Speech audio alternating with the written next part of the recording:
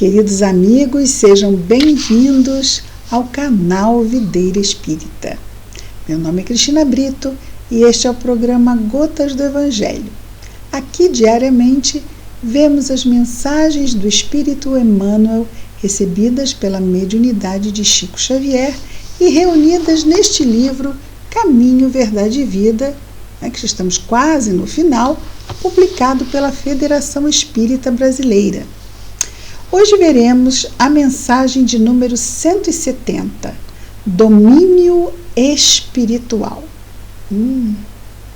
Já tem um nome que faz pensar em coisa difícil, não é? Domínio espiritual. Nós somos bons? Isso? Sei, não é? Vamos ver o que ele fala sobre isso para entendermos melhor. E se isso é importante ou se não é. Pois é, vamos ver isto hoje. O versículo destacado por Emmanuel são palavras de Jesus narradas pelo evangelista João, no capítulo 16, no versículo 32, lá no Novo Testamento, quando Jesus nos diz: "Não estou só, porque o Pai está comigo. Não estou só, porque o Pai está comigo." Emmanuel, então, isso Jesus falando que não estava só porque Deus estava e está com ele, não é? Por quê?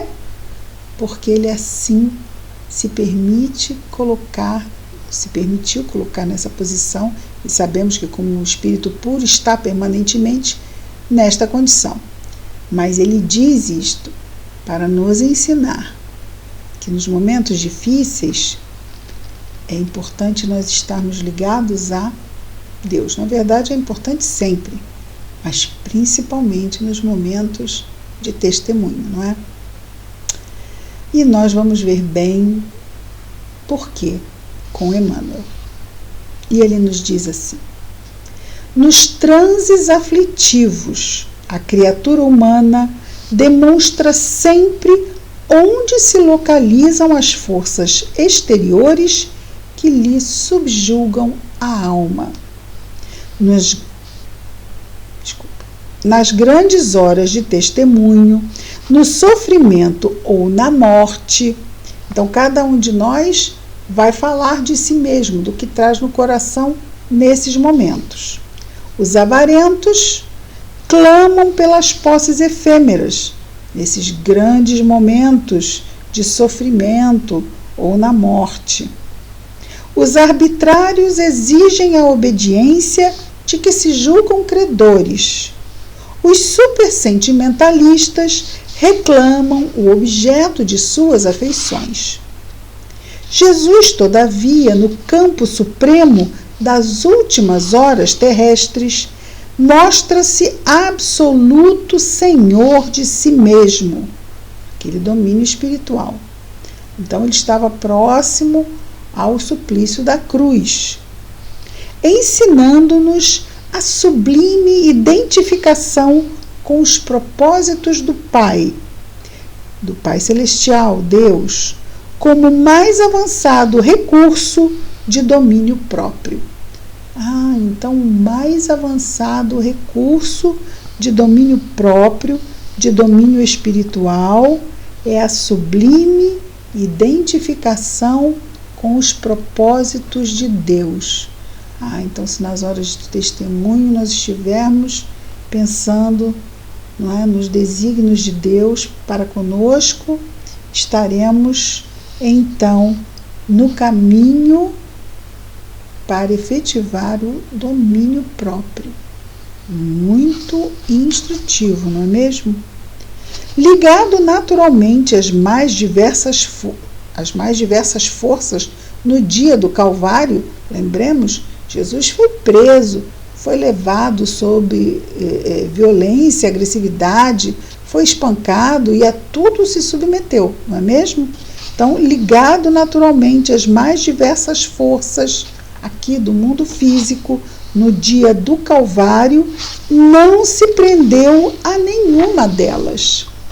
Atendia ao governo humano lealmente, Mas Pilatos não o atemoriza, ou seja, não colocava medo em Jesus. Respeitava a lei de Moisés, entretanto, Caifás não o impressiona. Caifás, o sumo sacerdote do templo. Amava enternecidamente os discípulos, contudo, as relações afetivas não lhe dominam o coração. Cultivava com admirável devotamento o seu trabalho de instruir e socorrer, curar e consolar. No entanto, a possibilidade de permanecer não lhe seduz o espírito. Aí vale comentar esses dois últimos, não é? Então aqui, ele amava os discípulos enternecidamente, no entanto, as relações afetivas, as razões afetivas não lhe dominam o coração. Quantas pessoas na hora da desencarnação, por exemplo, não é? Ficam se retendo no mundo físico por causa das relações aqui no mundo físico. Existe isso, não é? E muitas vezes se colocando em condição de maior sofrimento pelo apego. Lá no Livro dos Espíritos nós temos que uma desencarnação tranquila exige 2 critérios: consciência tranquila para uma boa desencarnação e desapego. Então esse ponto aqui que nos fala do desapego é muito importante. E ele fala ainda, cultivava com admirável devotamento o seu trabalho. No entanto, a possibilidade de permanecer não lhe seduz o espírito. Quantas vezes nós ouvimos casos, não é? Porque das nossas últimas desencarnações não nos lembramos, não é? De pessoas que ficam com medo de desencarnar, porque querem continuar encarnadas, custe o que custar. É claro que todos nós queremos estar encarnados, ninguém aqui está fazendo apologia à desencarnação, de jeito nenhum, de forma alguma. Mas tem momentos em que nós estamos efetivamente desencarnando, ou que podemos pensar que vamos desencarnar um dia. Não podemos? Existe uma coisa atualmente chamada testemunho vital, não sei se os amigos já ouviram falar. Mas é um documento que podemos fazer com as nossas vontades para quando desencarnarmos. Vou doar meus órgãos, eu não quero flor em cima de mim no meu velório, coisinhas assim, não é? Que são os desejos que na hora da desencarnação de alguém, às vezes as pessoas estão tumultuadas e ninguém pensa no que naquele último momento seria a vontade do desencarnante. Isso é interessante. Mas as pessoas têm muitas vezes medo de pensar na sua desencarnação, achando que pensar na desencarnação atrai a desencarnação. Não, pensar na desencarnação não atrai seria a mesma coisa que dizer que pensar em dinheiro vai fazer o dinheiro aparecer. Amanhã de manhã tem um pote de dinheiro na minha entrada. Por quê? Porque eu pensei muito em dinheiro ontem, então apareceu o pote de dinheiro. Não. Principalmente quando temos que planejar, não é? Então estamos lá pensando que precisamos de dinheiro para pagar a conta A, conta B, conta C e todas essas questões. Então pensar para planejar é importante, não é? Isso não quer dizer que desejamos chegar naquele momento não tão cedo, porque querendo ou não, nós vamos chegar, não é? Mas não temos pressa nenhuma. Não ter pressa é uma coisa, temer e não querer que o momento chegue, até porque isso não depende de nós. O momento do nascimento e da desencarnação são os 2 momentos mais certos no planejamento reencarnatório. Está lá no Livro dos Espíritos. Então não adianta assim, eu não quero desencarnar, vou desencarnar. Mas quem sabe a hora? É Deus, certo? Então vamos entregar a Ele, porque fica parecendo que nós é que estamos ali com a força para determinar quando vamos desencarnar. Não. Isso já foi feito lá no planejamento, realmente participamos lá no planejamento reencarnatório, se temos mérito para participar, não é? Então está lá. Muito fazemos de bom quando não atrapalhamos, porque às vezes nos metemos em excessos, em vícios, que fazem aquela data que está lá no planejamento reencarnatório ser encurtada pela nossa própria invigilância, não é? E é muito interessante, porque quando a gente fala em desencarnação, a primeira coisa que a pessoa pergunta é assim: ai, mas você quer desencarnar? Oi? Não, né? Continuando. Muitas vezes, né? Acontece isso. Interessante. Nosso Humberto de Campos continua. Então, demos essa paradinha para falarmos do apego, não é? E do medo da desencarnação, que é a coisa mais certa que temos quando encarnados, é que vamos desencarnar um dia. E ele continua dizendo assim: o ato de Judas, então, diante de todas as questões que estavam acontecendo em volta no mundo físico, Jesus vivia, mas não se deixava levar pela perturbação das situações. Como agora ele fala de Judas. O ato de Judas, qual foi o ato de Judas? Foi o ato de traição. Muitas pessoas são traídas em relacionamentos, seja casamento, seja amizade, seja negócios. Traições existem. Como lidamos com elas? O ato de Judas não lhe arranca maldições. Um belo caminho. A ingratidão, quem já não passou por isso?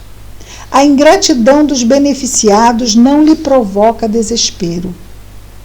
O pranto das mulheres de Jerusalém não lhe enfraquece o ânimo firme.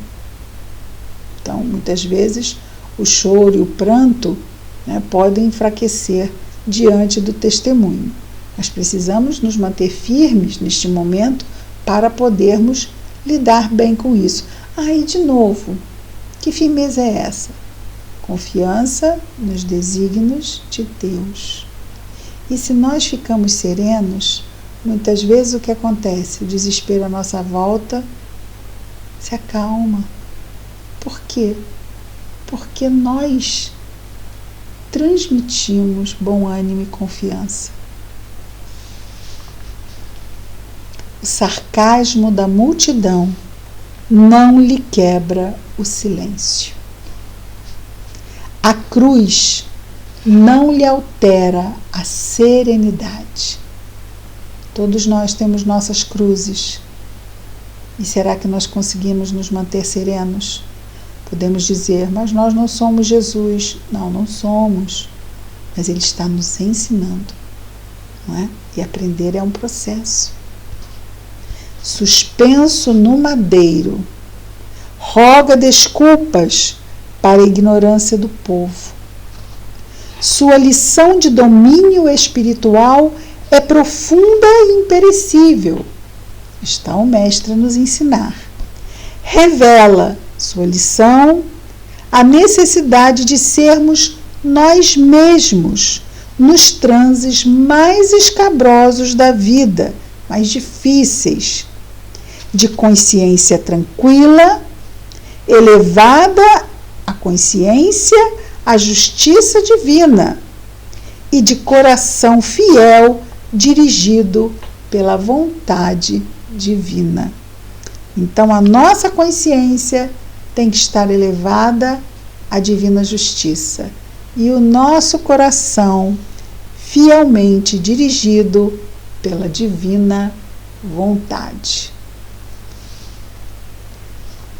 É aquilo que almejamos e é para isso que trabalhamos diariamente como a formiguinha, fazendo a nossa parte, principalmente refletindo no Evangelho e buscando a presença de Jesus perto de nós, buscando as lições das parábolas, buscando nos fortalecer, nos acalmar, nos pacificar, porque as lutas são muitas. Estamos encarnados para provas e expiações e confiarmos nos desígnios de Deus é fundamental para podermos percorrer a nossa jornada na carne da melhor forma possível. Então, neste momento, convido os amigos a orar a Jesus, agradecendo e rogando suas bênçãos. Querido Mestre Jesus, obrigado, Senhor. Quantas bênçãos, quantas oportunidades, quantos recursos. Obrigado, Jesus. A começar pela bênção da reencarnação, de estarmos de novo na carne, recebendo os recursos para a realização dos nossos compromissos. Obrigado, Senhor Jesus. Abençoa-nos, fortalece-nos em nossos esforços, ajuda-nos na nossa vigilância, no domínio de nós mesmos. Ajuda-nos, Senhor, a nos lembrarmos da prece, tão importante nesse processo de fortalecimento. Abençoa ainda, Jesus amado, nosso anjo guardião, a nossa família, o nosso lar, nossos amados, a todas as famílias e lares, a todos os nossos irmãos de humanidade, Senhor Jesus, abençoa-os. Em especial, os nossos irmãos que estejam neste momento em sofrimento, encarnados ou desencarnados. Abençoa-os, Jesus. Que as tuas bênçãos de luz estejam sempre em nós e entre nós, Senhor, hoje e sempre, graças a Deus.